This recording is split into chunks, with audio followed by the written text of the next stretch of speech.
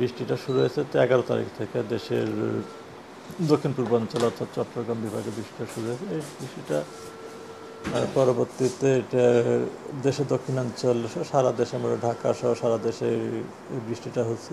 এই বৃষ্টিটা মূলত হচ্ছে আপনার উত্তর পূর্ব বঙ্গোপসাগর এবং তৎসংলগ্ন বাংলাদেশের দক্ষিণ পূর্ব অঞ্চলে কিন্তু একটা লঘুচাপ তৈরি হয়েছিল।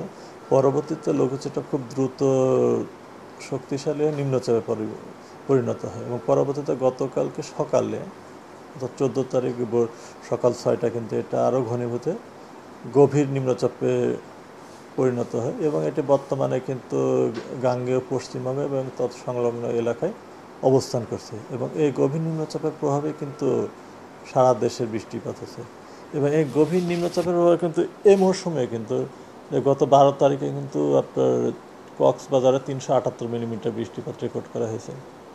দেশের দক্ষিণাঞ্চল অনেক জায়গাতে ভারী থেকে অতি ভারী বৃষ্টিপাত রেকর্ড করা হয়েছে, তবে কক্সবাজারে 378 মিলিমিটার 24 ঘন্টা বৃষ্টি এটা সবচেয়ে বেশি ছিল এবং 11 তারিখে আপনার দেখা যাচ্ছে 135 মিলিমিটার বৃষ্টি হয়েছে কুতুবদিয়াতে।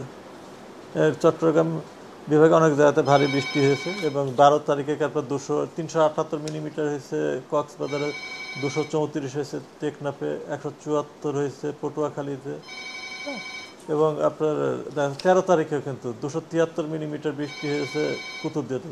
চট্টগ্রাম হয়েছে 203 মিলিমিটার, মানে ভারী থেকে অতি ভারী বৃষ্টিপাত এই অঞ্চলগুলোতে হয়েছে। মূলত বৃষ্টিটা হয়েছে এই গভীর নিম্নচাপের প্রভাবে এবং আমরা কিন্তু এই গভীর নিম্নচাপে এই বৃষ্টিপাতের আশঙ্কা দেখে কিন্তু আমরা কিন্তু গত 10 তারিখে কিন্তু একটা ভারী বর্ষণের সতর্ক সংকেত জারি করছিলাম এবং সেখানে আমরা বলছিলাম 10 তারিখে বিকাল 4টার সময় আমরা বলছি যে 11 তারিখ সকাল 10টা থেকে পরবর্তী 72 ঘন্টার মধ্যে এখন যে অবস্থা আছে আজকে সারাদিনে কম বেশি বৃষ্টিপাত থাকবে, তবে আগামীকালকে থেকে বৃষ্টিপাতের পরিমাণটা অনেকটা কমে আসবে এবং হয়তো বৃষ্টিপাতটা দেশের পশ্চিমাঞ্চলে অর্থাৎ রাজশাহী, রংপুরে, খুলনা বিভাগের বৃষ্টিটা কিছুটা থাকতে পারে, তবে দেশের অন্যান্য বৃষ্টিপাত কমে আসবে এবং তাপমাত্রাটা বাড়বে। আচ্ছা, আর কোনো সিগন্যাল থাকবে কিনা বা এরকম?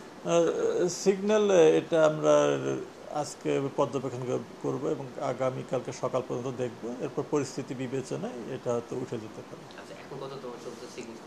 এই সমুদ্র বন্দরগুলোর জন্য 3 নম্বর স্থানীয় সতর্ক সংকেত জারি করা হয়েছে এবং সেই সাথে কিন্তু মাছ ধরার নৌকা ও ট্রলার সমূহকে নিরাপদ আশ্রয় থাকতে বলা হয়েছে এবং ভারী বর্ষণের যে সতর্ক সংকেত ছিল সেটা আজকে রাত্রি 10টা পর্যন্ত বলবৎ থাকবে, এরপরে হয়তো এটা আপডেট করা লাগবে না। আমরা কি তাহলে বলতে পারি আগামী 24 ঘন্টায় স্বাভাবিক পরিস্থিতি? আগামী 24 ঘন্টা মানে আগামীকালকে বৃষ্টি হবে, আগামীকালকে থেকে পরিস্থিতির উন্নতি হবে।